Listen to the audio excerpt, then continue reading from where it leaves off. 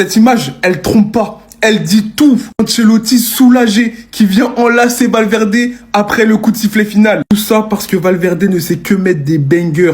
Mais quel but qui vient sauver le Real Madrid. Reprise de volée. Peut-être on est dans Olivier Tom, je sais pas. La trajectoire qu'elle prend, personne la voit dedans. Une trajectoire extérieure avant de revenir bien comme il faut en pleine lucarne. Le match est plié et heureusement le Real Madrid est toujours dans la course au titre. On va pas se mentir, hein, le Real Madrid dans le jeu ça reste compliqué. Aujourd'hui jusqu'à la 97e minute, ils étaient sans inspiration. Bellingham qui aurait dû pour moi bénéficier d'un penalty. Voilà, il n'a pas été sifflé, justice a été rendue. Mais je parle d'un homme, d'un seul joueur qui est quand même franchement exceptionnel quand il est à ce niveau-là. Vinicius chaud. Je suis désolé, mais je pense que Vinicius et Mbappé ne sont pas compatibles, on l'a déjà dit. Soit il faut qu'ils parlent ensemble pour vraiment mettre les choses à plat et que vraiment chacun trouve sa place dans cette attaque du Real Madrid, soit ils vont continuer à se marcher sur les pieds et quand l'un ne va pas jouer, l'autre va briller et ainsi de suite. Aujourd'hui, s'il n'y a pas le hors-jeu de Hendrick, les gars, c'est Vinicius qu'on va féliciter. Qu'il a vraiment assuré le show sur ce but exceptionnel, frappe rasante au premier poteau comme il en a l'habitude. Ou encore sur cet extérieur du pied, exceptionnel aussi pour Bellingham, qui n'a pas pu réussir à trouver le cadre sur sa tête. Mais les gars, en tout cas, c'était un match compliqué pour le Real Madrid. Encore une fois, les fulgurances de certains joueurs ont sauvé la peau d'Ancelotti. Une victoire qui rassure sans Mbappé. Attention, on verra s'ils ont pu reprendre confiance, assez confiance pour affronter le Barça. J'ai gâché ma soirée. J'ai passé 90 minutes devant ce match. 90 minutes d'attaque-défense. 90 minutes de Bilbao qui défend comme des nuls. Qui n'a pas d'initiative, qui attaque pas. Regardez juste les stats. 26% de possession de balle, un tir cadré. Bravo le Real. Bravo Madrid. Je vous assure que c'est les meilleurs qui ont gagné ce soir. C'est pas souvent le cas, mais le Real était tellement au-dessus. Et puis à la fin, qu'est-ce que tu veux faire ? Tu peux pas te battre contre Marc Landers en fait. Là, vous voyez, là, c'est Valverde, là, le joueur penché dans cette position, qui met une reprise de volée extérieure qui finit littéralement en pleine lucarne. Et j'ai envie de vous dire, on a de la chance que le Real soit fait annuler un but pour une pointure. Non, honnêtement, habituellement, je viens, le Real, vous êtes nuls, il n'y a pas de football, tout ça. Mais aujourd'hui, il n'y aura rien de tout ça. C'est tout ça, c'est à cause de Bilbao. Le match, il n'était pas très intéressant à cause de Bilbao. Ils sont venus, il n'y avait pas les frères Williams, même si Iñaki est rentré plus tard. Et le football proposé, mais ils ont rien proposé en football en fait. Mais je vous mens pas, je suis dégoûté, hein. Le Real qui revient à 4 points. Je pensais que Bilbao allait le faire finalement. Parce que jusqu'à la 92e, il y avait 0-0. Je pensais qu'ils allaient réussir à tenir le point du nul. Et même ça, ils ont pas été foutus de le faire. Non, bravo Madrid. Bravo, la saison n'est pas finie.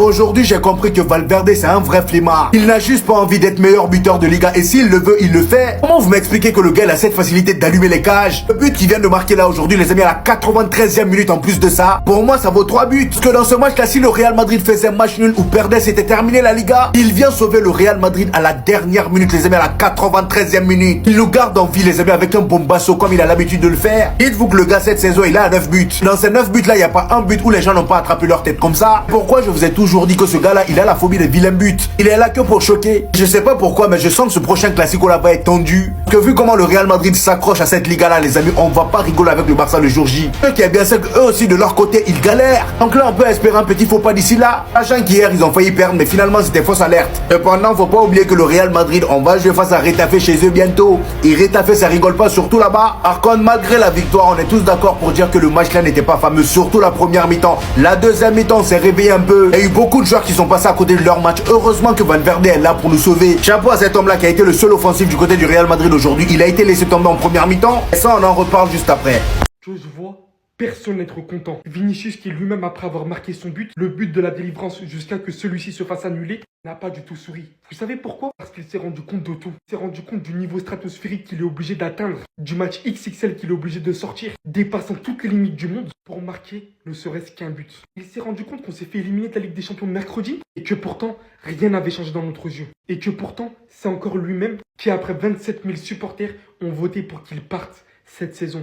C'est lui qui vient encore tout faire. Hormis ce but de Valverde, on te mérite pas. Qui vient littéralement à la fin du match d'un angle fermé, envoyer ce boulet de canon qui vient offrir cette victoire au Real Madrid. Parce que si c'est pas son individualité, c'est un boulet de canon de Valverde. Et ça marche depuis très longtemps ainsi. Mais vous, au lieu de vous trouver les vraies erreurs, tout ce que vous trouvez à faire, c'est huer Kylian Mbappé lorsque celui-ci apparaît sur l'écran. Alors que notre jeu pue la merde.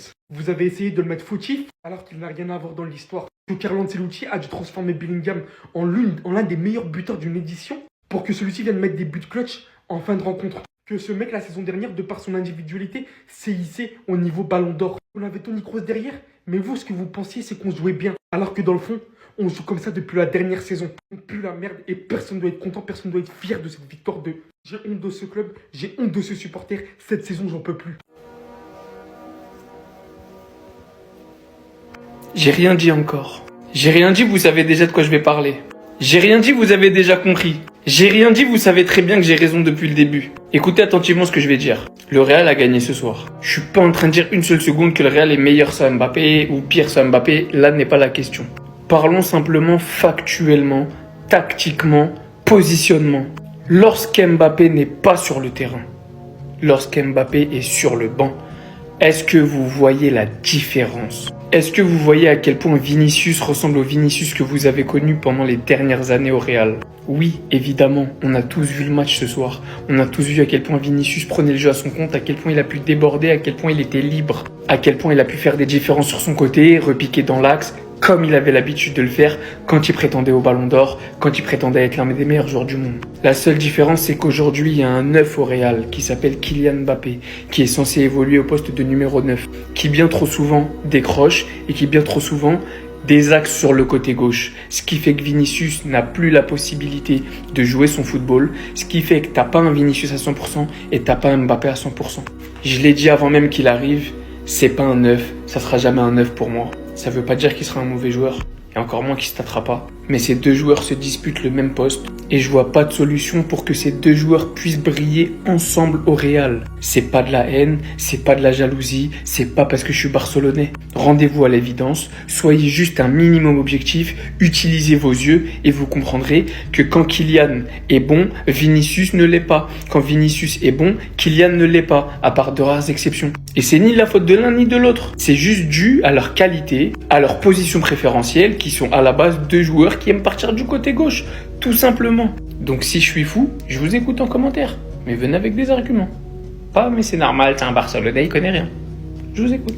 Valverde, pétard, vous connaissez la suite carrément, je vais vous la montrer. Dans la surface de réparation, c'est un penalty pour lui. Il s'apprête comme Mark London. Il s'ajuste pour maximiser sa puissance de frappe, qui se transforme en golasso direct, hop, but. Donc il libère tout le Santiago Bernabéu, donc la victoire du Real Madrid, 1-0. Mais j'ai pas mal de choses à dire, la famille. Alors mon équipe aujourd'hui, je l'ai bien aimée. Pourquoi ? Parce qu'il y a eu de l'agressivité, l'envie de récupérer la balle au plus rapidement. Et ça a été mené par un très grand monsieur dès les premières secondes. On a vu que lorsque Vinicius y mettait de l'agressivité dans tout ce qu'il faisait, que ce soit dans le domaine défensif et même offensif lorsqu'il a la balle, il est capable de tout faire sur un terrain de football. C'est rien qu'une question d'attitude. Par contre, on va pas se mentir que ça confirme un truc, Vinicius et Mbappé, ils peuvent pas jouer ensemble. Ils jouent le même poste, la famille. Rodrigo, qui joue avec lui, il fait pas un mauvais match, mais on en attend plus quand même. Parce que j'ai l'impression que lorsqu'il joue, au final, c'est asymétrique parce que Vinicius attaque énormément. Il y a pas mal de brèches dans ce côté, mais de l'autre côté, il n'y a pas de productivité, il n'y a rien. Ce qu'il a manqué réellement dans ce match-là, c'est un poste de numéro 9 pour ramener de la densité dans la surface de réparation. Alors au milieu de terrain, que ce soit Modric, Ceballos, et je peux même ajouter Tchouaméni, mais je veux pas le mettre parce que c'est pas lui qui a le but de la créativité. C'est bien ce qu'ils ont fait dans une phase défensive les deux. Mais je trouve qu'il manque